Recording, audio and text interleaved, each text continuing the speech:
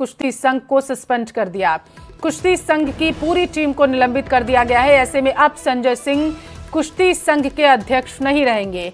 माना जा रहा है कि खिलाड़ियों के विरोध के कारण मंत्रालय ने यह फैसला लिया। खेल मंत्रालय ने कुश्ती संघ को रद्द करते हुए संजय सिंह की ओर से लिए गए सभी फैसलों पर भी रोक लगा दी है। खेल मंत्रालय ने अगले आदेश तक किसी भी तरह की गतिविधि पर रोक लगा दी है।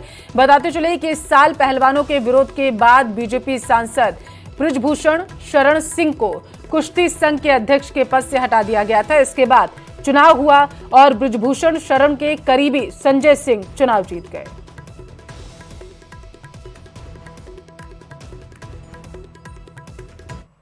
अभी मैं फ्लाइट में था, अभी मुझे बहुत डिटेल पता नहीं और उसका लेटर मुझे नहीं मिला है। वो लेटर लेने के बाद मैं उसको देख लेता हूँ, फिर बताता हूँ मैं उस पर आगे क्या करना है क्या नहीं करना है। बस धन, अभी कोई कमेंट नहीं, अभी कोई कमेंट नहीं। पहले मुझे देख लेने, केवल एक सुनने में जो आया कि एक्टिविटी पे मेरे रोक लगाया है। तो अब क्या एक्टिविटी पे रोक लगाया क्या नहीं है तो उसको मैं अभी देख लेता हूँ, उसके बाद करता हूँ। अभी कोई कमेंट नहीं, केवल एक्टिविटी पे जो सुनने में आया कि एक्टिविटी पे रोक लगाया गया है। WFI नियम विरोध जो है फैसले लिए गए जल्दबाजी में जो भी है, अभी कोई कमेंट नहीं है। इसके बाद मैं लेटर अपना देख लेता हूँ क्या क्या है क्या नहीं, उसके बाद मैं कमेंट करता हूँ। धन्यवाद। अभी नो कमेंट किसी साक्षी मलिक किसी पे कोई कमेंट नहीं।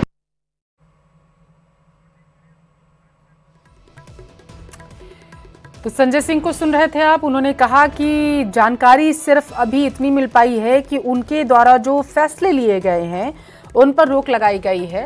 उन्होंने कहा कि इस पूरे मामले की हालांकि जो जानकारी मुझे नहीं है। और ज्यादा जानकारी के साथ दिल्ली से लाइव जुड़ चुके हैं संवाददाता शिवम प्रताप।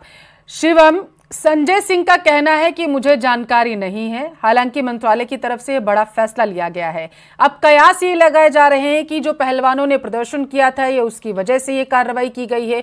दूसरी तरफ कयास ये कि सिर्फ और सिर्फ फैसला इस बात का लिया गया है कि आगे की जो कार्रवाई होगी उस पर अभी रोक रहेगी फिलहाल के लिए। बताइए, जानकारी दीजिए पूरी। देखिए, बिल्कुल भारतीय कुश्ती महासंघ यानी WFI की जो एक्शन टेकिंग बॉडी है उस पर रोक लगाई गई है। कोई निर्वाचन या कोई चुनाव रद्द नहीं हुआ है। पहली बात तो सबसे क्लियर कर दूं कि कोई भी चुनाव रद्द नहीं हुआ है, ना उनको पदों से हटाया गया है।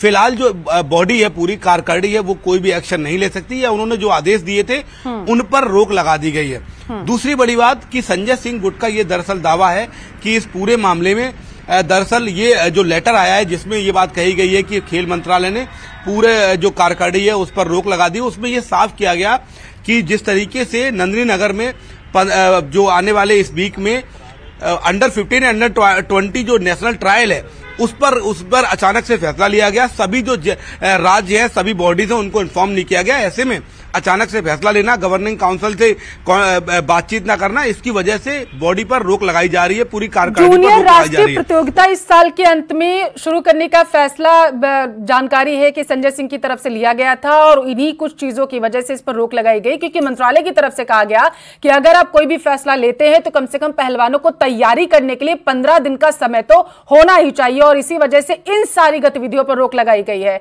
बताइएगा शिवम। देखिए, बिल्कुल इसके मामले में संजय सिंह गुट का दावा है कि दरअसल साल खत्म होने में महज 8 दिन का समय बाकी है। 31 दिसंबर 2023 के बाद अगर ये टूर्नामेंट होता तो कई युवा पहलवान, उनकी उम्र बढ़ जाती, ओवर एज हो जाते और फिर वो पार्टिसिपेट न कर पाते।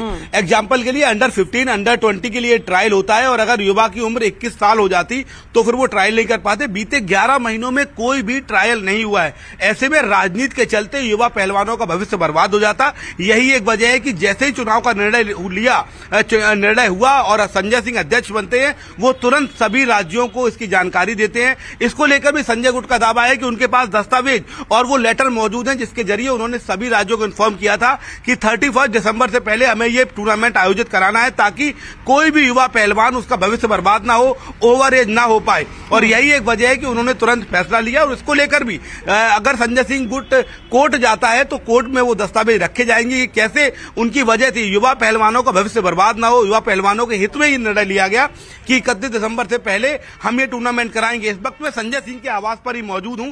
दिल्ली में सरकारी आवास है 21 अशोका रोड, और यहां पर आप देखें तो सुरक्षा बढ़ी हुई है। इस वक्त संजय सिंह ब्रजभूषण के बेहद करीबी हैं और संजय गुट का यह दावा है कि सभी प्रक्रियाओं का पालन किया गया है। वो जो चुनाव जीते हैं वो हाई कोर्ट की एक कमेटी के अंडर मॉनिटर हुआ था। ऐसे में ना तो चुनाव में कोई गड़बड़ी की गई और ना ही उसके बाद जो नंदिनी नगर गोंडा में जिस टूर्नामेंट की आप बात कर रही हैं वो आयोजित कराया गया। उसके पीछे भी तर्क ये है कि अगर इतनी जल्दी कोई बड़ा टूर्नामेंट कराना है तो उसके लिए स्टेडियम और तमाम सुविधाएं चाहिए होती।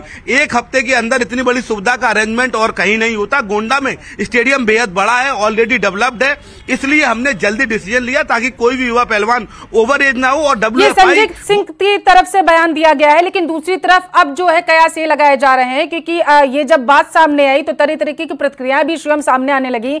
ये कहा गया क्योंकि गोंडा में प्रतियोगिता का आयोजन किया जा रहा था, जो क्षेत्र माना जाता है ब्रजभूषण शरण सिंह का, और ये कहा जा रहा है कि संजय सिंह बेहद करीबी हैं इनके, शिवम, इस वजह से कार्रवाई की। देखिए बिल्कुल बिल्कुल न्यूज 18 ने संजय सिंह के करीबियों से संजय सिंह से खुद स्वयं बातचीत की है, जिसके बाद उनका दावा यह है कि किसी भी व्यक्ति का करीबी होने के नाते कोई ऐसा भारत सरकार और संविधान में प्रावधान नहीं है कि आप किसी व्यक्ति के करीबी हैं तो आप चुनाव नहीं लड़ सकते। वो चुनाव अपनी कैपेबिलिटी पर जीते हैं। बीते 12 साल से वो WFI में किसी न किसी पद पर रहे हैं। ऐसे में पहली बात तो ये कि चुनाव